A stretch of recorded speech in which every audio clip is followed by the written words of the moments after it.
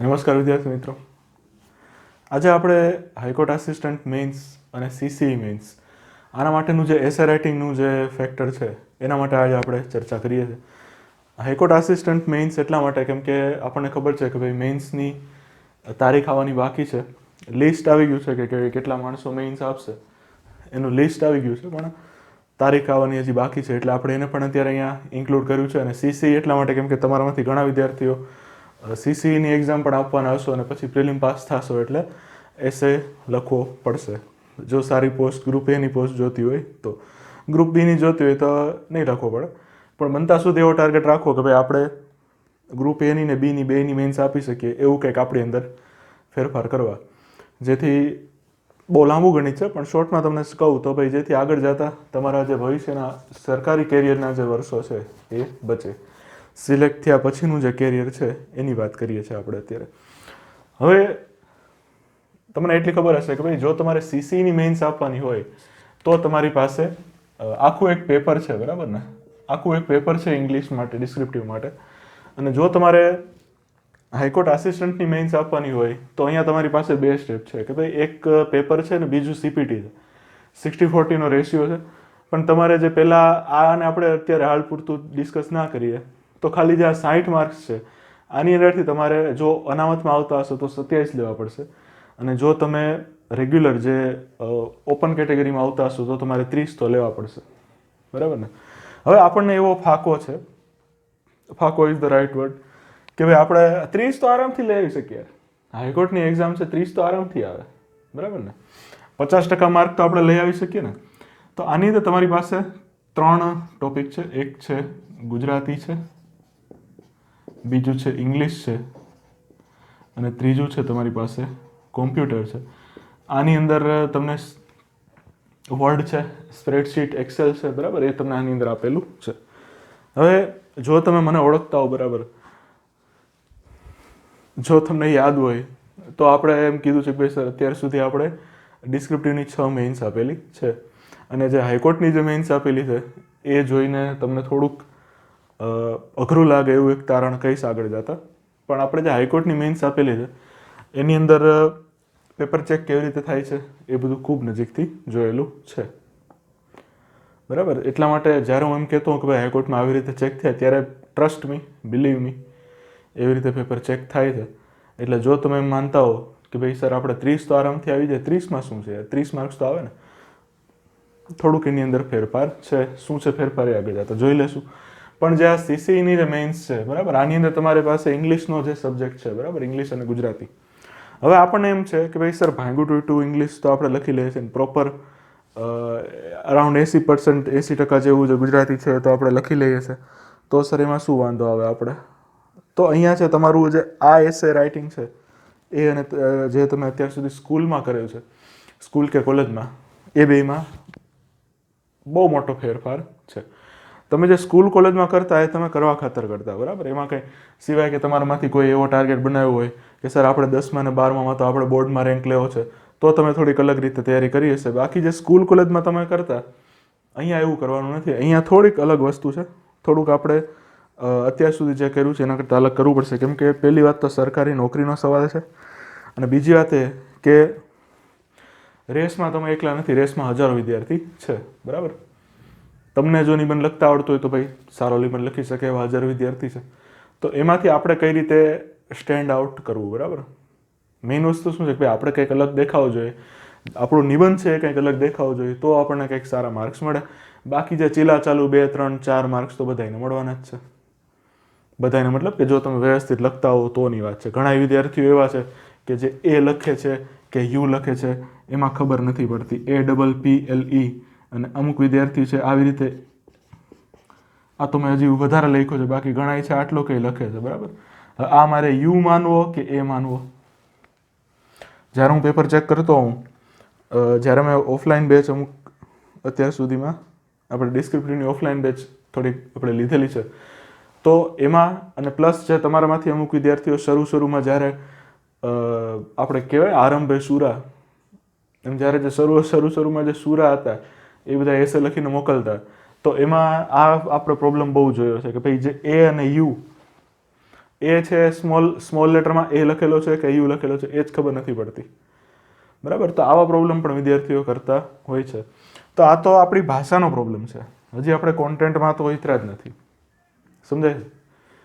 તો ઘણા વિદ્યાર્થીઓ એવા છે કે ભાઈ જેને સર આપણે ભાષા લખી શકીએ છીએ પણ કોન્ટેન્ટમાં આપણને પ્રોબ્લેમ છે. ઘણા વિદ્યાર્થીઓ એવા છે કે ભાઈ કોન્ટેન્ટ બરાબર છે પણ ઇંગ્લિશ આવડતું નથી. અમુક એવા છે કે ભાઈ સર આપણને આવડે છે બધું પણ આપણા અક્ષર ખરાબ છે. તો આવી અલગ અલગ પ્રકારની જે લિમિટેશન્સ છે એનાથી વિદ્યાર્થીઓ છે અત્યારે પીડાય છે. અને આ લિમિટેશન્સ એવી છે કે ભાઈ સોલ્વ કરી શકાય એવી છે, બરાબર. રાઇટિંગ છે એ સ્કિલ છે. Writing is a skill. હવે સ્કિલની વ્યાખ્યા શું છે તો કે ભાઈ sir anything that you can learn that is skill. ધારો કે આપણે એમ કહીએ કે આપણે રાઇટિંગને સ્કિલ કીધી, બરાબર. પછી એવી રીતે આપણે ધારો કે તમે મ્યુઝિક શીખતા હો તો ભલે ટેલેન્ટ હોય માણસમાં, એમાં હું જરાય ના નથી પાડતો કે ભાઈ થોડું ઘણું છે ઇનબિલ્ટ ટેલેન્ટ હોય આપણી અંદર, અને એમાં જો આપણને અમુક જે સ્કિલ છે એ આવડી જાય તો આપણે સોને પે સુહાગા, આપણે આગળ વધી જઈએ. પણ એનો મતલબ એવો નથી કે ભાઈ અમુક વસ્તુ છે એ કેળવી ના શકાય. તો સ્કિલ છે તમે કેળવી શકો, બરાબર, કલ્ટિવેટ કરી શકો તમે. તમને ધારો કે રાઇટિંગ નથી આવડતી તો કાંઈ વાંધો નહીં, તમે પ્રોપર આપણે જય વસાવડા નથી બનવાનું ડાયરેક્ટ, પણ આપણને આપણી એક્ઝામમાં 10માંથી નિબંધમાંથી આપણને 10 માર્કનો નિબંધ હોય એનેથી 6-7 માર્ક આવે એવી રીતનું આપણું લેવલ આવવું જોઈએ. આમાં એક કોઈને 10માંથી 10 તો મળવાનું નથી, બરાબર. પહેલી જે ગ્રંથિ છે મગજમાં કે ભાઈ સર એસે તો પરફેક્ટ હોવો જોઈએ તો આપણને માર્ક્સ મળે, તો દુનિયામાં પરફેક્ટ એસે જેવું કાંઈ હોતું નથી. પરફેક્શન છે એ આ બધી એસેની વાતમાં પરફેક્શન છે હોતી નથી. પરફેક્ટ એસે જેવું કાંઈ હોય નહીં. થોડું ઘણું આમ તેમ તો બધાયનું હોય. કોઈ ટોપર એવો નથી કે ભાઈ જે એસેમાં 10માંથી 10 લઈ આવી શકે, બરાબર. 10માંથી 10 છે એસેમાં કોઈને આવતા નથી. જો તમે ક્યાંય મોક ટેસ્ટ આપતા હો, આ ગુજરાતના વિદ્યાર્થીઓ માટે ખાસ, કે જો તમે ક્યાંય મોક ટેસ્ટ આપતા હો અને તમને કોઈ 10માંથી 10 કે 10માંથી 9 દેતું હોય ને તો લોચો છે જરાક સમજી જાજો. 10માંથી 10, 10માંથી 9 એવા માર્ક્સ ક્યારેય હોય નહીં. હું મારી પાસે જે એસે લખવા આવતા વિદ્યાર્થી, હું એને કોક વાર તો હું 4-5 માર્કે માંડ મને એમ થાય કે હવે ધરાર આપણે આપતા હોય ને એવું લાગે. કેમ કે અમુક વિદ્યાર્થીઓ એટલા, for the lack of a better word, એટલા ખરાબ એસે લખે છે. તમે એસે લખતા હોય એટલે ત્યારે તમે મન ફાવે લખી નાખો એમ ના હોય. એસે છે એનું એક સ્ટ્રક્ચર હોય, નિબંધ છે એનું પ્રોપર એક થિંકિંગ હોય. એમનો તમે ડાયરેક્ટ ટોપિક મગજમાં આવ્યો ને દીધે જાય આપણે એવું ના હોય. આ તમને એમ લાગતું છે કે આ ખાલી આસિસ્ટન્ટના વિદ્યાર્થીઓ, એવું નથી. ઘણા જીપીએસસીના વિદ્યાર્થી પણ એવા મેં જોયા, કોપી ચેક કરતાં આપણા હાથમાં જીપીએસસીવાળા વિદ્યાર્થીઓ પણ આવતા.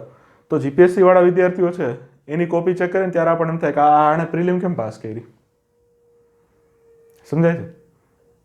અથવા જે આપણને એમ થાય કે યાર આવી રીતે તમે જો મેં એસે લખતા હો તો તમે આગળનું પેપર કેવી રીતે લખશો, અને ઇંગ્લિશમાં તમારે 60-70 જેવા માર્ક્સ ક્યાંથી આવશે જો તો આવી તમારી રાઇટિંગ હોય તો.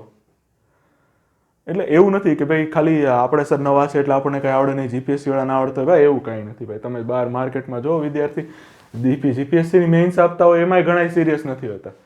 એક તો પ્રિલિમ બહુ ઓછા માણસો પાસ કરી શકે, એમાં એવા નમૂના હોય કે ભાઈ જે નિબંધ લખતા બહુ સિરિયસ નથી હોતા, મેઇન્સ માટે બહુ સિરિયસ નથી હોતા, કે આ લખી આવશું છે કેઝ્યુઅલી એકદમ, જાણે એટલું બધું ઇઝી છે આ સ્કૂલના પેપર જેટલું.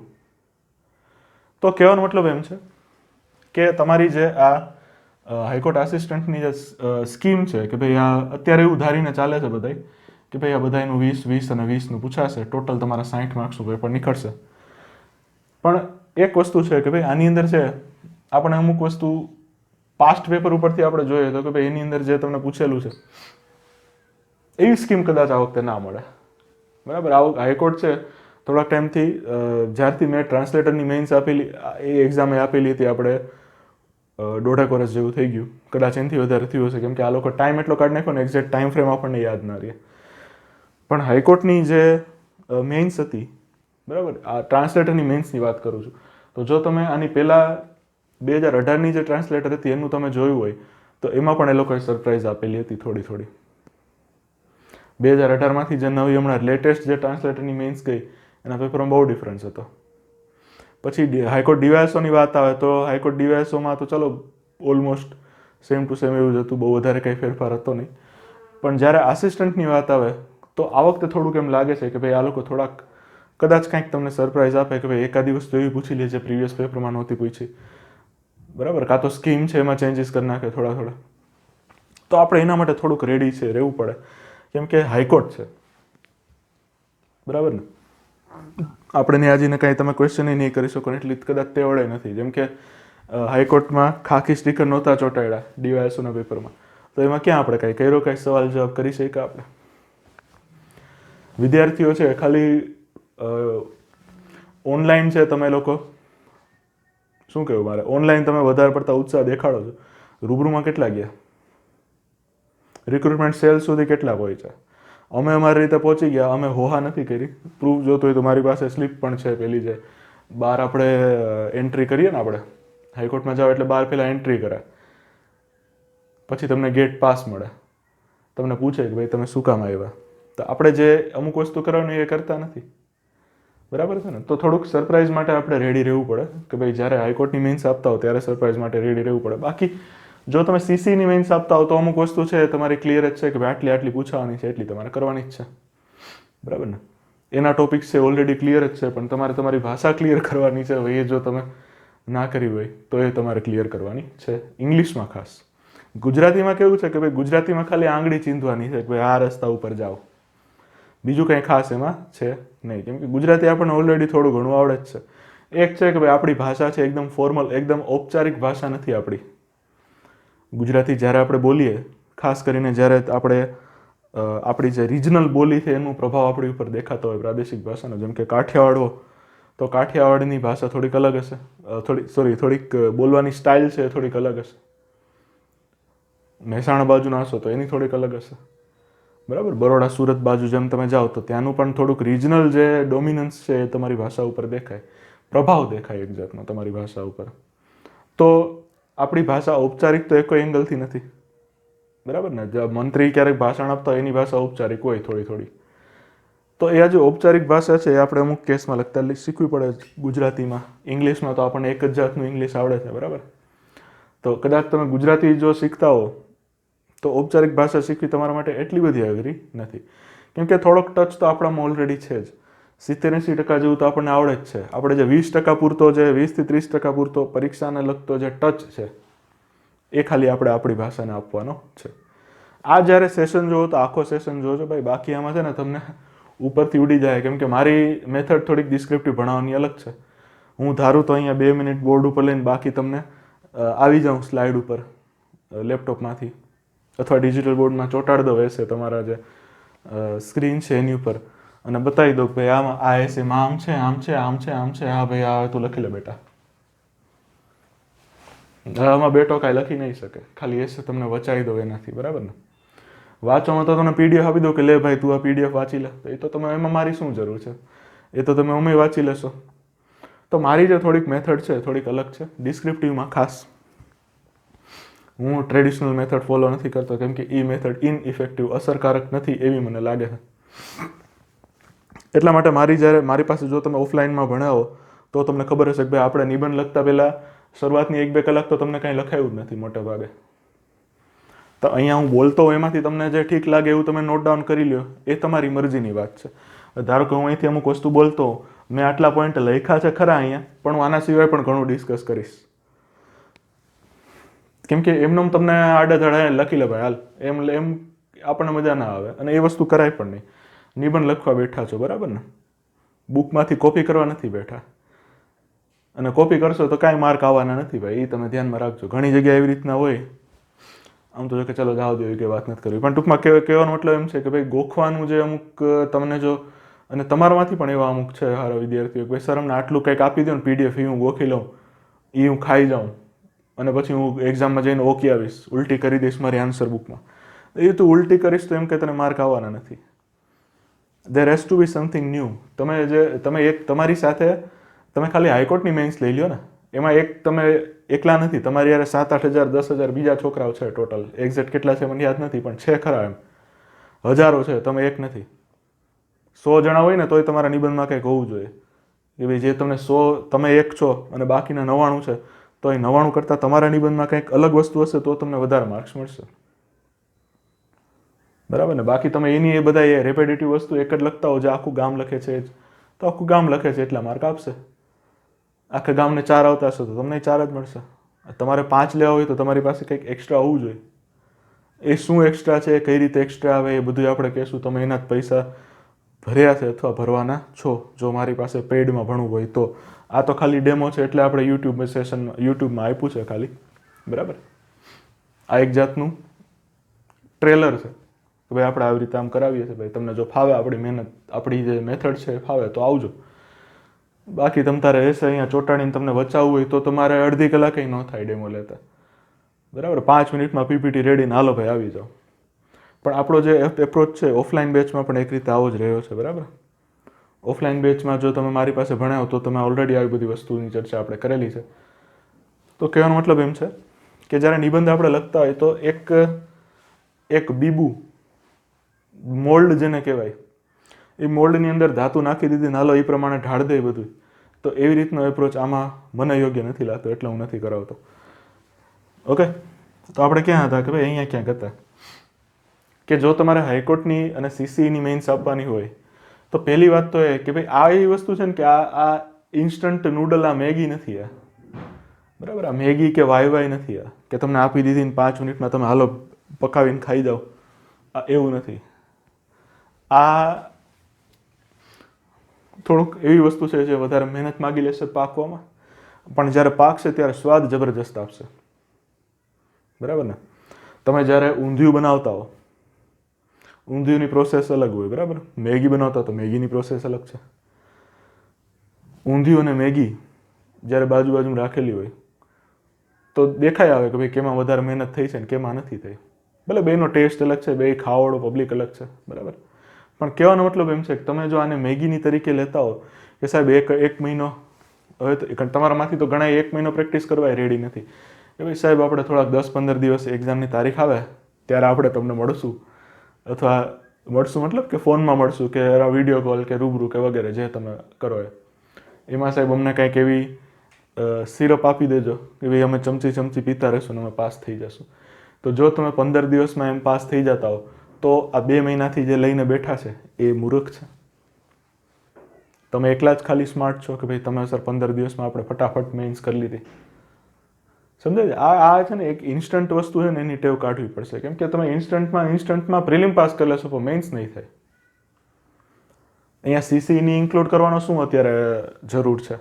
કેમ કે અત્યારથી જો તમે થોડું તમને વાંચનમાં એમાં તમે આગળ વધો તો તમે જ્યાં સુધી પ્રિલિમ પાસ કરીને મેઇન્સ માટે બેસવા માટે તૈયાર થાવ ત્યાં સુધીમાં તમારી પાસે ઘણી વસ્તુ એવી જે તમે અહીંયા મગજમાં સ્ટોર કરી લીધી હોય, અને એ તમે સ્ટોર કરી લીધી એ તમે ક્યાં મજા આવશે તમને નિબંધ લખવામાં. જ્યારે તમે એક્ઝામમાં બેઠા છો, આજે જાન્યુઆરી મહિનો ચલો પૂરો થઈ ગયો એમ જ ગણીએ, 4 દિવસ રહ્યા, પણ 2, 3 અને 4 આ 3 મહિનો, ફેબ્રુઆરી, માર્ચ અને એપ્રિલ, આ 3 મહિના છે. આની અંદર તમે ઘણું બધું એવું કવર કરી શકો જે તમને નિબંધની અંદર છે એ કામ લાગે. કેમ કે એક ઈંટ એકની ઉપર એક આવે ત્યારે તમારું મકાન ચણાય, એક ટીપું જ્યારે ભેગું થાય ત્યારે સરોવર બંધાય, બરાબર ને. આપણે ડાયરેક્ટ એમ સ્ટાર્ટ કરી દઈએ કે ભાઈ હાલો આજે બધું કરી નાખો, એમ ના હોય. થોડુંક ધીરજ રાખો, થોડીક પ્રેક્ટિસ રાખો, થોડુંક વાંચન રાખો તો કંઈક મજા આવશે અને મેઇન્સમાં જે અસરકારક આપણી પરફોર્મન્સ દેખાશે. અને એક તમારી પાસે જે એક માન્યતા હોય કે ભાઈ સર જીપીએસસી વાળા તો ઘણી મેઇન્સ લખી ચૂક્યા હોય તો આપણી એની સાથે કોમ્પિટિશન હોય તો આપણું શું થાય? ભાઈ જીપીએસસીના અમુક વિદ્યાર્થીઓની રાઇટિંગ જો બધા એક સરખા નથી હોતા એમ હું માનું છું, પણ અમુક વિદ્યાર્થી એવા છે જે જીપીએસસીની મેઇન્સમાં પણ વેટ કરીને આવે છે. એટલે એવું ના વિચારાય કે ભાઈ સર જીપીએસસી વાળા કરતાં આપણે ઉતરતા છે, એવું જરાય નથી. ટેલેન્ટ બધામાં છે ને આ એક જાતની, મેં પહેલાં એટલે કીધું ભાઈ આ છે ને એક જાતની સ્કિલ છે. સ્કિલ છે એ તમે કલ્ટિવેટ કરી શકશો. સ્કિલ જ્યારે તમારી પાસે હોય તો એનો મતલબ તમારે રાઇટિંગ આજે નહીં થઈ જાય, બરાબર ને, પણ તમે મહિનો દિવસ પ્રેક્ટિસ કરશો તો રાઇટિંગ આવડશે ખરા એમ. એટલે આ વસ્તુ છે સ્કિલ બેઝડ છે. એટલે જરા એવો વેમ મગજમાં રાખો નહીં કે ભાઈ સાહેબ આપણને આવડે નહીં. હવે જ્યારે હાઈકોર્ટની વાત કરતા હતા આપણે ત્યારે મેં એમ તમને કીધું હતું કે ભાઈ આની અંદર છે તમારે 27 લેવાના છે અથવા 30 લેવાના છે. 27 જો તમે અનામતમાં આવતા હો તો, અને 30 જો તમે અનામતમાં નથી આવતા તો. પણ મોટામાં મોટો સવાલ એ છે કે આમાં છે પ્યોરલી જે આ જે ચેકિંગ છે, આ બધું આ 3 માર્ક્સ છે એમાંથી આ કોમ્પ્યુટરને બાદ કરતા બાકીના બે, આમાં તો કેવું છે કે ભાઈ બ્લેક છે એ વસ્તુ બ્લેક છે અને વ્હાઇટ છે એ વસ્તુ વ્હાઇટ છે. સમજાય? કોમ્પ્યુટરમાં જે શરત છે એ છે, એક્સેલની શરત જે છે એ છે, ગુજરાતીની સોરી વર્ડ વસ્તુમાં જે MS વર્ડ છે એની અંદર જે પ્રોગ્રામ છે એ છે. એમાં કંઈ એવું નથી કે ભાઈ આજે તમે કરો, ભલે ફાઇલ માનો કે સેવ કરવાની 4-5 રીત હોય, બરાબર, પણ એવું નથી આવતું કે ભાઈ એ 5 રીત છે વર્ડ એક્સેલ છે એની અંદર ફાઇલ સેવ કરવાની જે રીત છે, બરાબર, એ તો જે છે એ આવવાનું જ છે. તો એમાં કંઈ એવું નહીં થાય કે ભાઈ સર તમે 5 રીત હતી એમાંથી બીજા નંબરની રીત લખી તો તમને માર્ક નહીં આપે, એવું જરાય નથી. પણ અહીંયા ગુજરાતી ને ઇંગ્લિશમાં એવું છે કે ભાઈ અહીંયા છે ને એક વસ્તુ આવી જાય કે ભાઈ સબ્જેક્ટિવિટી જે હોય પેપર ચેક કરવાની, જનરલી એક્ઝામ્સની અંદર બે વસ્તુ હોય કે એક ઓબ્જેક્ટિવ અને બીજું સબ્જેક્ટિવ. ઓબ્જેક્ટિવ એટલે શું? તો કે ભાઈ તમે જે MCQ છે, બરાબર, એ તમારા ઓબ્જેક્ટિવમાં આવે કે ભાઈ જે આન્સર છે, તમે ધારો કે આપણે લખીએ કે ભાઈ મહાત્મા ગાંધીનો જન્મ ક્યારે થયો હતો, તો એ વસ્તુ છે તમે લખો તો એ જ છે, હું લખું તો એ જ છે. પણ આપણે જો એમ લખીએ કે ભાઈ ગાંધી બાપુ હતા, એની જે વિચારસરણી છે એનું વર્ણન કરો 150 શબ્દમાં અથવા 200 શબ્દમાં અથવા 250 શબ્દમાં, તો આ જે વિચારસરણીનું વર્ણન છે એ હું કરું તો એ અલગ આવશે, તમે કરો તો એ અલગ આવશે, બરાબર. આપણે એકાબીજાને કોપી નથી મારવાની, પહેલી શરત એ. એટલે જો હું જે રીતનું વર્ણન કરું એ રીતનું તમે નહીં કરો, તમે કંઈક અલગ કરશો, અને જે પેપર ચેક કરે છે એની મેન્ટાલિટી કંઈક અલગ હશે. તો આ વસ્તુ એવી હોય, અમુક વસ્તુ એવી હોય કે જે સબ્જેક્ટિવ હોય, સમજાય છે? એટલે કેવું છે કે જેમ કહેવાય ને કે ભાઈ તુંડે તુંડે મતિ ભિન્ના, સંસ્કૃતમાં જેમ કહેવાય, તો એવી રીતની વસ્તુ છે કે ભાઈ બધાની મેન્ટાલિટી અલગ હોય, બધાની જે વિચારસરણી એ અલગ હોય, અને સેમ વસ્તુ માટે બધાની જે વિચારધારા છે એ અલગ હશે. જેમ કે ધારો કે હમણાં રામ મંદિર બંધાઈ ગયું, બરાબર, અયોધ્યામાં રામ મંદિર છે, બહુ ભવ્ય સરસ મંદિર આપણું, 22 તારીખે જેની પ્રાણ પ્રતિષ્ઠા હતી. તો અમુક વિદ્યાર્થી નહીં પણ સોરી અમુક નાગરિક ભારત દેશના એનું એવું કહેવાનું છે કે ભાઈ સર મંદિર બનાવ્યું તો બહુ સારું કામ કર્યું, હિન્દી ધર્મનું આમ 500 વર્ષથી આપણે રાહ જોતા હતા અને એવું બધું, એવા બધા પોઈન્ટ આવે. પણ એ જ જગ્યાએ અમુક જે નાગરિક છે એના અમુક માણસો છે એનો મત એવો છે કે ભાઈ આવડું મોટું મંદિર બંધાયું એના કરતાં એક હોસ્પિટલ બંધાવી દીધી હોત તો કેટલા માણસોને ફાયદો થાત, બરાબર ને. તો આ બે શું થયું, બે અલગ અલગ વિચારધારા થઈ. સાચી કોની છે ખોટી કોની છે એમાં આપણે અત્યારે નથી પડવા, પણ સેમ એક મુદ્દો કે ભાઈ રામ મંદિરનો જે મુદ્દો છે એની ઉપર અલગ અલગ પ્રકારના બે મત આપણી પાસે આવ્યા. હજી જો ત્રીજા વર્ગને પૂછવા જશું તો એ અલગ વસ્તુ કહેશે. તો આ બધી જે અલગ અલગ માણસો પ્રમાણે અલગ અલગ મેન્ટાલિટી છે એ તમારા નિબંધમાં દેખાય.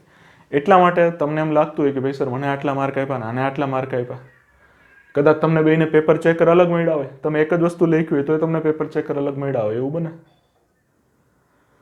તો આની અંદર છે ઘણા બધા ફેક્ટર્સ છે કામ કરતા હોય. એટલા માટે હું એમ કહું છું કે તમારે જે અહીંયા 27 અને 30, હું 30 માર્કને અનુલક્ષીને જ વાત કરીશ, બરાબર ને. 50% છે તો રફલી 50% લઈને વાત કરીએ છીએ આપણે કે ભાઈ ધારો કે તમારે 30 લેવા છે 60માંથી,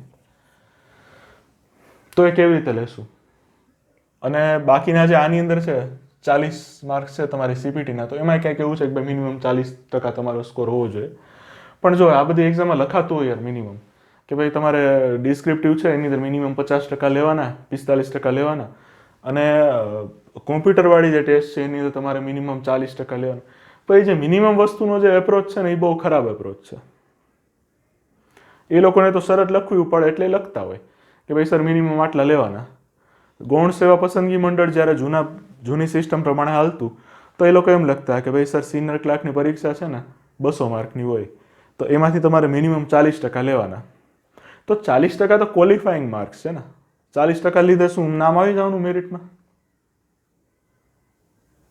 80 માર્ક લઈ આવ્યા 200માંથી, એ શું કાંઈ તમારું મેરિટમાં નામ આવે એ રીતે?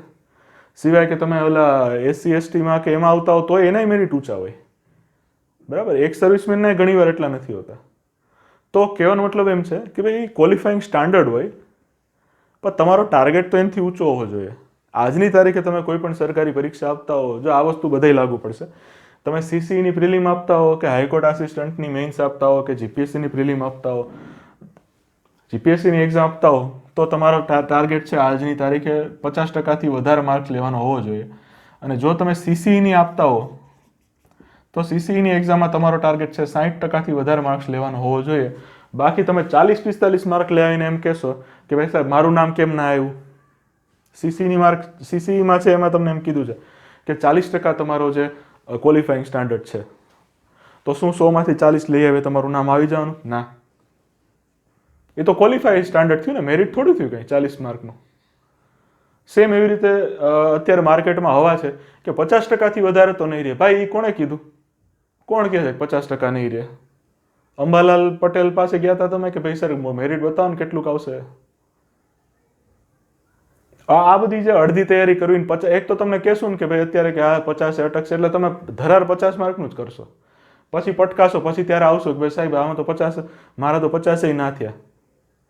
તો જ્યારથી નવા નિયમ આવ્યા ત્યારથી આપણે એક વસ્તુ ઘાટા પાડીને બોર્ડ ઉપર લખીને ચોરસ દોરીને કીધી છે કે ભાઈ 60%થી વધારે માર્કનો ટાર્ગેટ રાખજો, બાકી ફેંકાઈ જતા વાર નહીં લાગે. કેમ કે તમને એમ હોય કે સાહેબ હું નવો છું, મને નથી આવડતું, પણ જરાક પરીક્ષામાં કોણ બેસવાનું છે તમને એ તો ખબર નથી, કોણે કેટલી તૈયારી કરી એ તો તમને ખબર નથી. તો આ છે ને એક જાતની ઓડેસિટી કહેવાય. ઇંગ્લિશમાં આને ઓડેસિટી કહેવાય અને શુદ્ધ ગુજરાતીમાં કહીએ તો આને એક જાતની હોશિયારી કહેવાય. તમે આવી હોશિયારી ક્યાંથી કરી ભાઈ કે ભાઈ 50% આવી એટલે આપણે ઈન જ છે બોસ? કેમ? તને ખબર છે કે તારી બાજુમાં બેઠો એને 50 કર્યા કે 60 કર્યા કે 70 કર્યા? અને માનો કે 50% સિલેક્શન આવતું હોય, ચાલો એમાં હું ના નથી પાડતો, આવતું હશે ભાઈ, નવી સ્કીમ છે, છોકરાઓને ના આવડતું હોય તો 50% કદાચ તમારું સિલેક્શન થઈ જાય. પણ આપણે એક વસ્તુ ભૂલી ગયા કે ભાઈ પ્રિલિમ પછી મેઇન્સ આવવાની છે, તો હું જે અત્યારે જે આ ઠાકા ઠૈયા કરું છું ને ચાચુડી ઘડાવું છું કે ભાઈ આજે હું જે અડધા ટોપિક કરું છું ને અડધા નથી કરતો, એ મેઇન્સમાં તો મારી સામે આવવાના જ છે ને. આજે તમે એમ કહો છો કે ભાઈ હાલો સર આપણે વિઝ્યુઅલ રીઝનિંગ છે, નોન વર્બલ રીઝનિંગ છે, એ આપણને આવડતું નથી તો આપણે સ્કીપ કરી દીધું, તો મેઇન્સ પરીક્ષામાં પણ રીઝનિંગ છે ભાઈ. મેઇન્સ જે પરીક્ષા છે એની અંદર ઇંગ્લિશ પણ આવવાનું છે, ભલે તમે MCQ વડે આપવાનો તો એમાંય ઇંગ્લિશ આવશે થોડુંક, એમાંય તમારું જે આ રીઝનિંગ છે એ આવશે, તો એ ત્યારે નહીં નડે. આ તો બસ મગજમાં મીડિયોકર મગજ કરી નાખ્યું છે આખું એમ કે ભાઈ આ અડધે કરો ને યાર, 50% કામ કરો ને, જેટલું જરૂરી છે એટલું જ કરો ને, આપણે શું કામ વધારે કાંઈ કરવું જોઈએ? જરૂરી ભલે 40%નું સ્ટાન્ડર્ડ લખીને આપ્યું, પણ ભાઈ 40% એ માર્ક મેરિટમાં તો નામ આવે મને તો નથી લાગતું દૂરથી જોતા. પછી જો બધા વિદ્યાર્થી એક આરે ભગો કરે, લોચો મારે તો વાત અલગ છે. પણ એ તો મેં આની પહેલાના સેશન નોર્મલાઇઝેશન વાળા લેક્ચરમાં કીધું કે ભાઈ બધા વિદ્યાર્થી છે આવી રીતે લોચા કરીને આવે એવી શક્યતા તો બહુ ઓછી છે. બધા વિદ્યાર્થી એકારે ઓછું પરફોર્મ કરીને આવે એવું તો થવાનું નથી, બરાબર ને? ઘણા વિદ્યાર્થી એવા છે જેણે સિલેબસ ઓલરેડી પૂરો કરી નાખ્યો હશે, અથવા 60% 70% હશે આજની તારીખે, અને ફેબ્રુઆરી મહિનો પૂરો થશે ત્યાં સુધીમાં 90% સિલેબસે પહોંચી જશે. તો જે આ જે મેન્ટાલિટી છે એમાંથી બહાર નીકળવાની ખાસ જરૂર છે. જો સીસી આપવાની હોય તો 60% પ્રિલિમમાં લઈ આવવાનો ટાર્ગેટ રાખવો જ પડશે, અને જે આ 60% લઈ આવશો એ મેઇન્સમાં પણ કામ લાગશે. તો અહીંયા જેવું છે કે ભાઈ 60% માર્ક્સ લઈ આવ્યા તમે એટલે તમે મોટાભાગનો સિલેબસ છે કવર કરીને જાશો, બરાબર ને? કેમ કે હજી જેમ આપણે દર વખતે કહીએ છીએ એમ કે ભાઈ કોઈની તેવડ નથી કે 60માંથી 60 માર્ક લઈ આવે સ્પર્ધાત્મક પરીક્ષામાં. ઘણા 70 સવાલ લખે તો 60 પહોંચતા હોય, ઘણા 80 સવાલ લખે તો એમાંથી 60 પહોંચતા હોય, બરાબર ને? ઘણા 90 લખે તો એમ લાગે કે ભાઈ સર હવે આપણે કંઈક 60 પહોંચવા જેવા થયા. 90માંથી માનો કે 20 ખોટા પડ્યા તો બાદ થતા તમે 60-65 જેવા સ્કોરે પહોંચો. પણ સાવ તમને જો એમ હોય કે ભાઈ સર 60 માર્ક્સ જોઈએ છે ને એટલે ફિટ, એકદમ ફિટો ફિટ, આમ કટ ટુ કટ ગુજરાતી કરવાનું, ગણિત કરવાનું અને રીઝનિંગ થોડુંક આવડે એટલું કરવાનું 15 માર્ક્સનું, એટલે આપણા 30, 15 અને 15 એટલે 60 થઈ ગયા. તો આ જે એપ્રોચ છે બહુ ખોટો એપ્રોચ છે, બહુ ખોટી રીત છે. આની અંદર તમારું એક્ઝામ કદાચ પાસ નહીં થાય. એક અપવાદનો નિયમ આપણે હંમેશા રાખીને ચાલતા હોય, રૂલ ઓફ એક્સેપ્શન જેને કહેવાય, એ તમારામાંથી 10% એવા હશે કે ભાઈ જે આ 3 વિષય કરીને પણ લિસ્ટમાં નામ લઈ લેશે, પણ એવા વિદ્યાર્થી ખાલી 10% કે 20% જ હશે, બાકીના 80% તો નહીં હોય. 80% વિદ્યાર્થી એવા છે જેણે 4-4માં કાંઈક સ્કોર તો કર્યો છે. એટલે આપણે જ્યારે એક વસ્તુ ખાસ તમારે યાદ રાખવી, જે બહુ મહત્વની વાત છે, એને કહેવાય રૂલ ઓફ એક્સેપ્શન, અપવાદનો નિયમ જેને કહેવાય. જ્યારે હું અહીંથી એમ કહું કે ભાઈ કોઈની તેવડ નથી કે ભાઈ 60માંથી 60 લઈ આવે, તો આ અપવાદ તરીકેના જે અમુક 10% ચાલો ને 20% નહીં પણ 10% વિદ્યાર્થી એવા હશે જે 60માંથી 60 લઈ આવવાની તેવડ ધરાવતા હશે. બાકી મોટાભાગના વિદ્યાર્થીઓ આવું હોતું નથી. એટલે આપણે આવો અખતરો કરવો નહીં કે 60 લઈ આવ્યા, 60 સવાલ કરી લીધા, 60માંથી 60 તો આવશે ને, 60માંથી 50 આવશે અને મેરિટ 55 અટકું તો શું કરશો? એટલે થોડુંક છે મગજમાં ટાર્ગેટ થોડુંક ઊંચું આપવાની ટેવ રાખો. 60%થી વધારે માર્ક્સ છે આપણી અંદર હોવા જોઈએ. આ મુદ્દો ક્યાંથી આવ્યો હતો? તો ભાઈ આપણે અહીંયા કંઈક ચર્ચા કરતા હતા કે તમારે 60માંથી 30 માર્ક્સ લેવાના થાય, પણ આપણી કોશિશ હંમેશા એવી જોઈએ કે આપણે 40-50 જેવો સ્કોર તો કરી શકીએ. કેમ કે મેં એમ કીધું કે ભાઈ જે આ કોમ્પ્યુટર છે બરાબર, આની અંદર થોડુંક તમારા માટે ફાયદાકારક રહે. કદાચ એવું બને કે તમને જે 20 માર્ક ગુજરાતીના અને 20 માર્ક ઇંગ્લિશના આવે એના કરતાં તમે એ કોમ્પ્યુટરમાંથી વધારે ખેંચી શકો. બરાબર, આપણો જે કોર્સ છે એ તો ખાલી ભાષા પૂરતો જ મર્યાદિત છે, કેમ કે કોમ્પ્યુટરને બધું અત્યારે મારા માટે પોસિબલ નથી કરાવવું. એટલે મેં જો એની અંદર ચોખ્ખું લખેલું છે કે ઇંગ્લિશ અને ગુજરાતી પૂરતું જ છે આપણું, કોમ્પ્યુટરમાં આપણે કંઈ કરાવી શકશું નહીં. પણ કહેવાનો મતલબ અહીંયા એમ છે કે જે આ ગુજરાતી અને ઇંગ્લિશ છે આની અંદર માર્ક કપાવવાની શક્યતા છે થોડીક વધારે છે. કેમ કે આ બધું કેવું થાય કે ભાઈ તમે કંઈક લખ્યું, હું કંઈક લખું, પરીક્ષા પેપર ચેક કરવાવાળો છે એના મગજમાં કંઈક અલગ વસ્તુ હાલતી હોય તો એ કદાચ તમને મને બેયને માર્ક ના આપે, અથવા મને ઓછા આપે, તમને વધારે આપી દે, કેમ કે એને તમારો આપેલો મત છે એ ગમ્યો હોય. તો આની અંદર કેવું છે કે થોડુંક વેરિએશન આવી શકે. બરાબર, આ વસ્તુ છે ને ચલ છે. આપણે જેમ એક્સ વાય ઝેડ ઓલા લખતા ને મેથ્સમાં કે ભાઈ એક ચલન નામનું ચેપ્ટર આવતું કે ભાઈ એક્સ વાય અને ઝેડ આ બધા ચલ કહેવાતા, ઇંગ્લિશમાં કહીએ તો વેરિયેબલ કહેવાતા. તો આ બધી વસ્તુ છે આ અહીંયા વેરિયેબલ આવતા હોય ને એ રીતે થોડુંક વેરિએશન છે આની અંદર આવી શકે. એટલે થોડો ઘણો ડિફરન્સ તો રહેવાનો. પણ તમારો જે મેક્સિમમ સ્કોર છે એ તમારે કોમ્પ્યુટરમાંથી સ્કોર કરવાની ટ્રાય કરવી. અને ગુજરાતી અને ઇંગ્લિશ આની અંદર છે આ ટોટલ 40 માર્ક છે, તો 40માંથી આપણે ઓછામાં ઓછા 25 થી 30 માર્ક લઈ આવી શકીએ એવી આપણે કોશિશ કરવાની. બરાબર, આપણે ભલે એમાં લખ્યું 30 માર્ક, પણ આપણી ટ્રાય એવી જોઈએ કે આપણે 50 જેવા તો આવે 60માંથી 50 એટલે આપણે નિયર અબાઉટ 80% ટાર્ગેટ આપણે કરીએ છીએ. અને આ વસ્તુ શક્ય છે. 50 ના આવે તો કાંઈ 40 તો શક્ય છે લઈ આવે, પણ તમે 50નું કહીશ ને ત્યારે તમે માંડ 40 પહોંચશો. એટલી તો આપણને ખબર છે. તમારી આજનો યુવાન મોબાઈલમાંથી બહાર નીકળતો નથી અને પછી એવી આશા રાખે કે ભાઈ આપણે તો સરકારી નોકરી, હા એમ મળી જશે સરકારી. મોબાઈલમાં ઘૂસેલો રહેતું, રીલ્સ જોતું, રીલ્સ આ બધા નાચતા હોય ને એ હમણાં હું કહીશ ને કે ભાઈ જબ દેખું બનરી લાલ પીળી અખિયા, તો આગળની લાઈન તમે કહેશો સાહેબ આવું આવે કંઈક. ઘણા સ્ટેપ યાદ હશે કે ભાઈ આવું કંઈક સ્ટેપ કરતો હોય શાહિદ કપૂર, ચશ્મા પહેરતો હોય સ્ટાઇલમાં, તો આવું બધું આપણને યાદ આવશે. હમણાં હું કહીશ કે હાલ બેટા એક એક્સેલની શરત 2-4 મને કરાવતો, મને નથી આવડતી એક્સેલની શરત કન્ડિશન્સ, તો એમાં તમે એમ કહેશો સાહેબ તમને નથી આવડતી તો મને ક્યાં આવડે છે. તો આવું છે કંઈક. એટલે તમે થોડાક કંઈક મોબાઈલમાંથી બહાર નીકળશો તો મજા આવશે જીવવાની, વહેલા પાસ થશો. બાકી શાહિદ કપૂરે નાચી લીધું બરાબર, તમે ગીત જોઈ લીધું, મનોરંજન મળી ગયું, પણ મનોરંજન વસ્તુ એવી છે કે એનું ગ્રાઉન્ડ ઉપર કાંઈ તમને દેખાય નહીં, સિવાય કે તમે નાચતા હો ને તો. બરાબર, અમે કોકર આવી મહેનત કરીને વિડીયો બનાવતા હોય ને અમે પછી યુટ્યુબ ખોલીએ કે ભાઈ લાઈ તો જોઈએ, તો તરત ઓલા નાચવાવાળા દેખાય.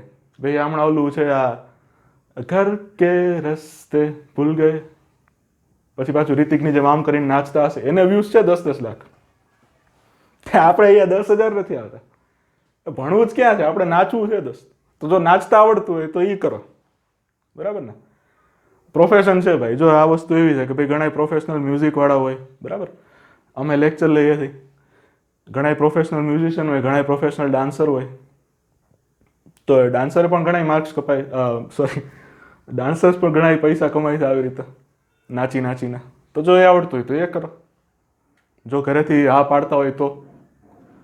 બરાબર ને, બાકી તમે જો એવું કંઈ નથી કરતા તો તમારે આ કરવાનું છે. સરકારી નોકરી જોતી હોય તો નાચવાથી અને નાચેલ માણસોને જોવાથી આપણને નહીં મળે. નોકરી ક્યાંથી મળશે? તો કે ભાઈ વાંચવાની, રાઇટિંગની પ્રેક્ટિસ કરો. અમારા જેવાને જોવા પડશે. અમે નાચશું નહીં પણ અમારા જેવાને જોવા પડશે તમારે એમ. બરાબર ને, તો આ શું થઈ ગયું કે આપણું ફોકસ છે ને ટોટલી હલી ગયું છે. આજના વિદ્યાર્થીનું ફોકસ ક્યાં વહી ગયું? તો કે ભાઈ ખોટી દિશામાં વહી ગયું. ખોટી દિશા એટલે શું? તો કે ભાઈ મોબાઈલના શોર્ટ્સ અને રીલ્સ. અને ખાસ કરીને આવા જે શોર્ટ્સ અને રીલ્સ છે એ તમને નડે ક્યાં ખબર છે? તો જ્યારે તમે તમારું પેપર આપતા હો ને ત્યારે તમને આ વસ્તુ ખાસ નડશે. સમજાવું કેવી રીતે? ધારો કે મારા હાથમાં મોબાઈલ છે, બરાબર? હવે આજે હું મોબાઈલ ખોલીને બેઠો, યુટ્યુબ વાળા હવે એવા થઈ ગયા કે શોર્ટનું પેજ છે ને એ પહેલાં લોડ થશે.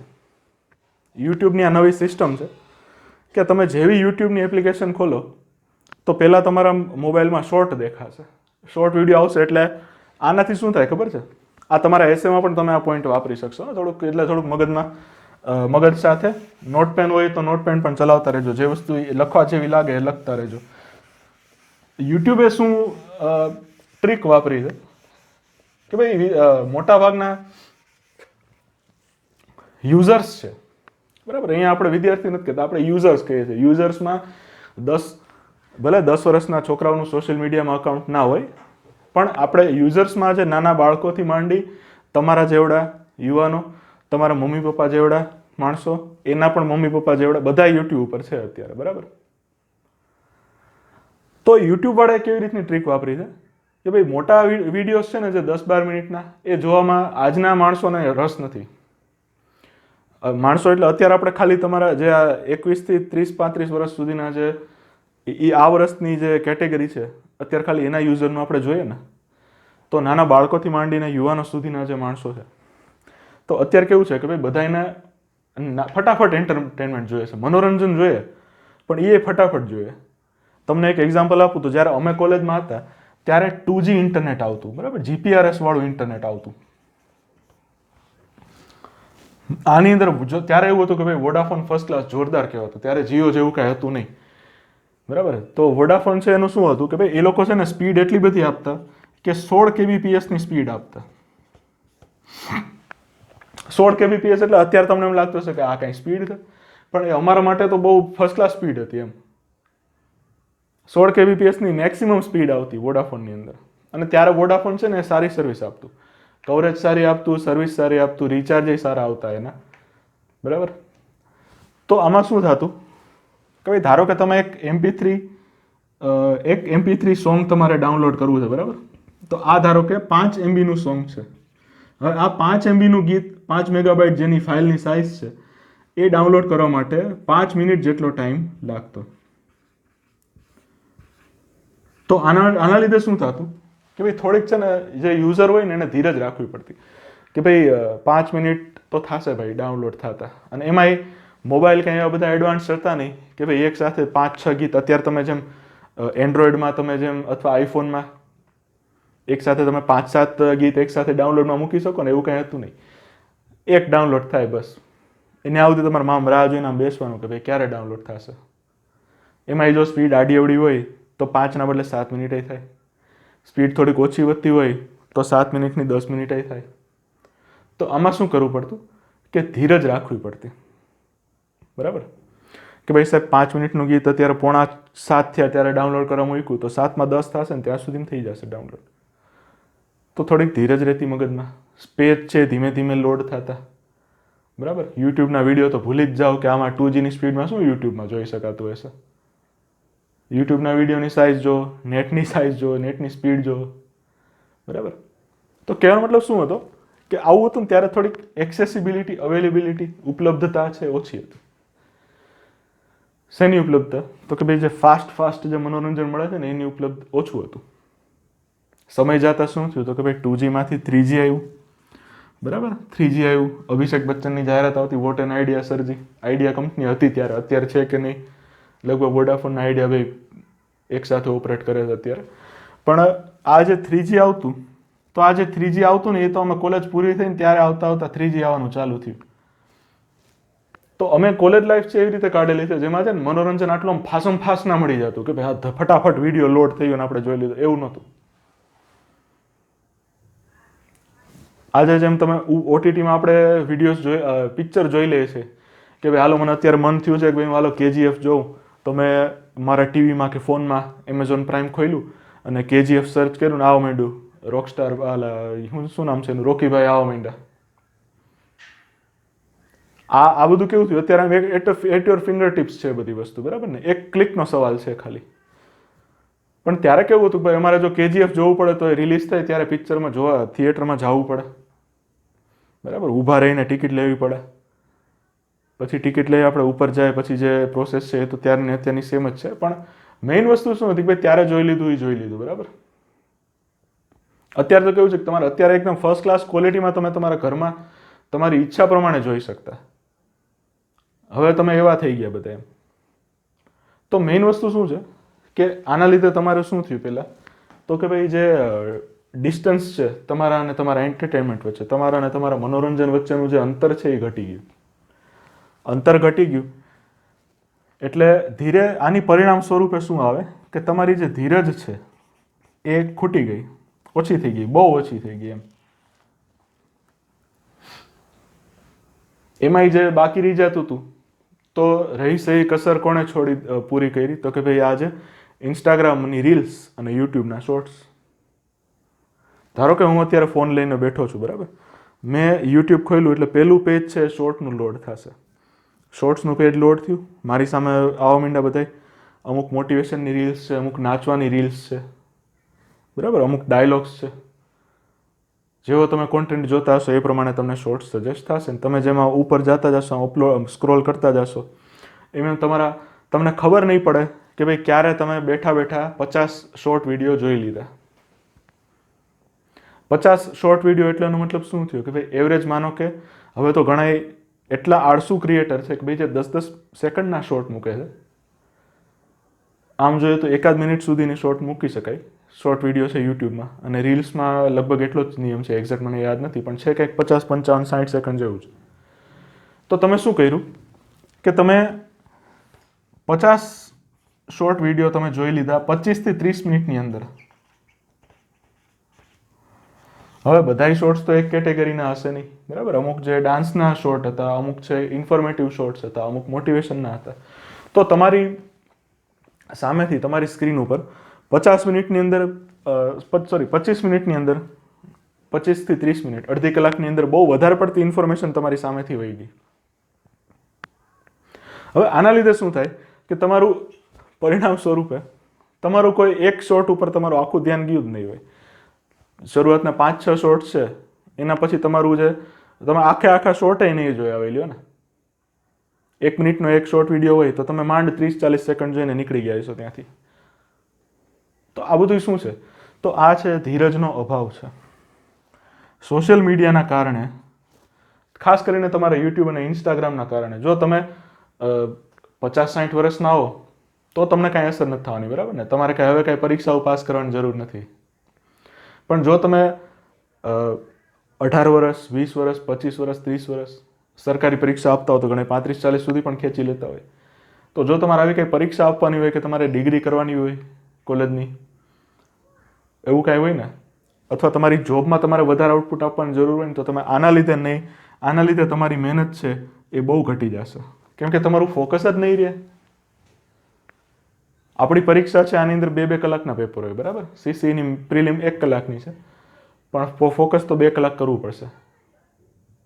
તો કહેવાનો મતલબ શું છે કે આના લીધે તમારું ફોકસ ઘટી ગયું, તમારી ધીરજ ઘટી ગઈ, અને આની અસર તમારા પેપર ઉપર થશે.